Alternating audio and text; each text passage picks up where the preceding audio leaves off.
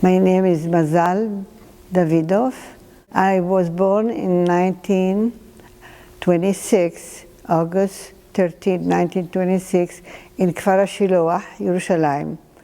And grew up, then we moved to the old city. Over there, Kfar Hashiloach is a place that was all Arab, but about 100 Jewish Yemenite families. And we were there, and we left Kfar Hashiloach.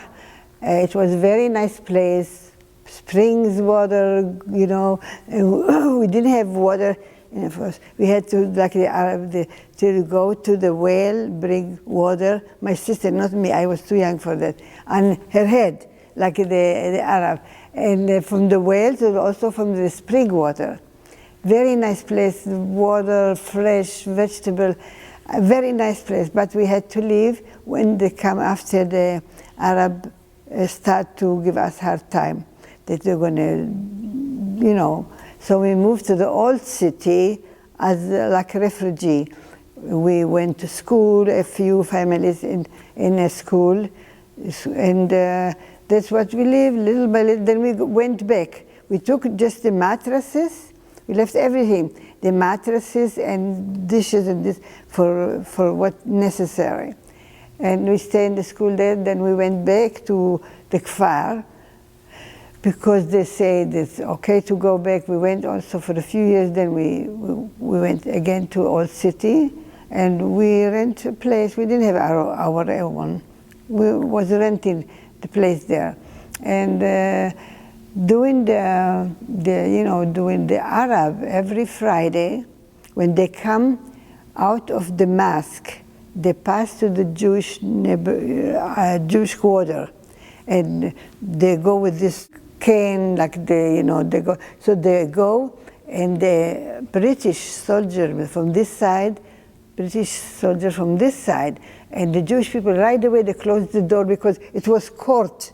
You know, we live in mostly in court. They closed the door. That we were afraid something going to happen, because they used to say in Arabic, Din Muhammad Bisayf. You know what is this? The law of Muhammad is this saif. Now look what they're doing after their law. Anyway, and this was mostly every Friday. We were scared, and sometimes also later on they used to shoot, and the people walking. And we were afraid to walk on the Arab shuk, just for the old city Jewish quarter. We were there. We were scared. See, it was there at that time. We walked. There was no car or taxi or anything. We walked to school, but we were afraid because all of a sudden we hear somebody, were killed, and not with a gun. That time they used to with like a sword, whatever. That time was very bad time, and even if somebody late, from work or from that, we were worried. What happened? With the family, the neighbor, because the neighbors, we were very close. And it's not like here houses. It was more this Rothschild, Baron Rothschild. He built for the poor people in Kfar Hashiloach a lane of 10 rooms. Across is the kitchen. That's what we have. So we have one wall between the other, 10 this. And we were very poor, and even we didn't have a grocery store. My mother used to go to the old city once a week to buy groceries. We used to have an Arab, one store Arab, but nothing that we could buy meat or anything. But my mother used to make a dough in the morning. My father used to take it to the old city to bakery. He come. We have to wait till at night till he come. But we were very afraid, children. To walk. But it was good. One time we were good. We were like brothers. They come to our wedding or bris or bar mitzvah, and we go to theirs. But this is the people of the village our village, there were nothing to worry from them. But from outside, from Hebron, all this, they were killers. You know what they did in Hebron is impossible. Yeah, do you remember that, the Hebron Massacre? We went to see. Can you talk about that? We went, my grandmother took us, my mother and everybody. We went there, I think, for a day, and we saw the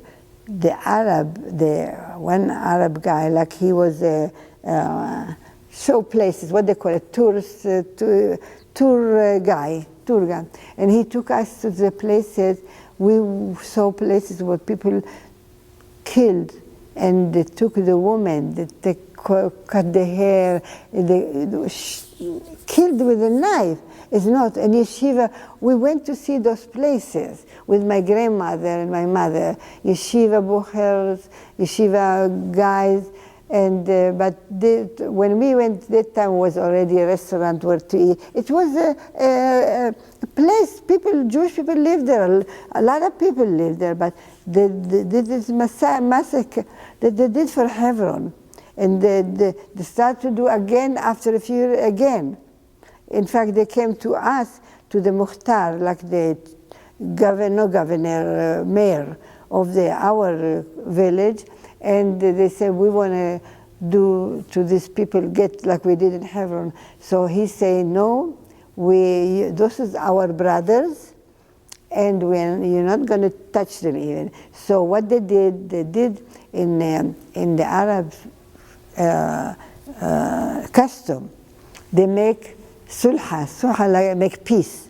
So what they did, they cook like a lot of food, and they let them eat, and they send them back.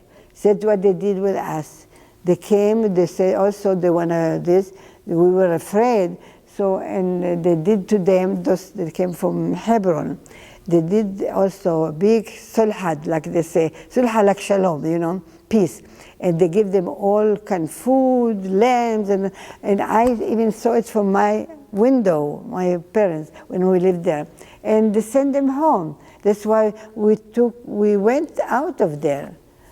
Also from the old city, they were also, we were afraid. I remember my brother, the older brother, he was in the group from like the Etzel on this, but he always went with the gun, you know, with him. He always like this. And one time, all of a sudden, there is a place they call Shara Shamayim, and on the roof they went, and they were shooting of us and shooting, and always curfew, because we're afraid, even the British, but they were not in our side. The British always were on the Arab side. And I used to go, nice thing also, Yom Kippur, I used to go to the Kotel and stay till at night, till they already over. Why? When there was full of British soldiers, and the Kotel was not like this wide, you know, because this side was the Mugrabim, so Arab, and here was the Kotel, the houses here.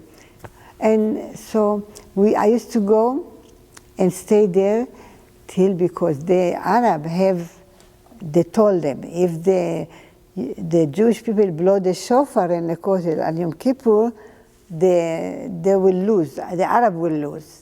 So a lot of British and come already, when they go below the shofar, after you see 3 stars. So even the soldiers, the British, were looking all the time in the sky, all of them, and they want too much, because if they catch the person that blew the shofar, after a while he's in jail and then they hang him. There were a lot of Jewish Purim, you know, they were hanging because they you know. Anyway, so I used to go, when I was there, we wait, everybody look in the sky, look at the sky for 3, all of a sudden you hear the shofar. And the British looking, where the shofar, they don't find it. They give the old man, you know, to blow. And then it was there like a little boot. Whoever they think this is the guy that blow the shofar, they put him there, then they take him to jail. Then after a while, they hang him. terrible, terrible time.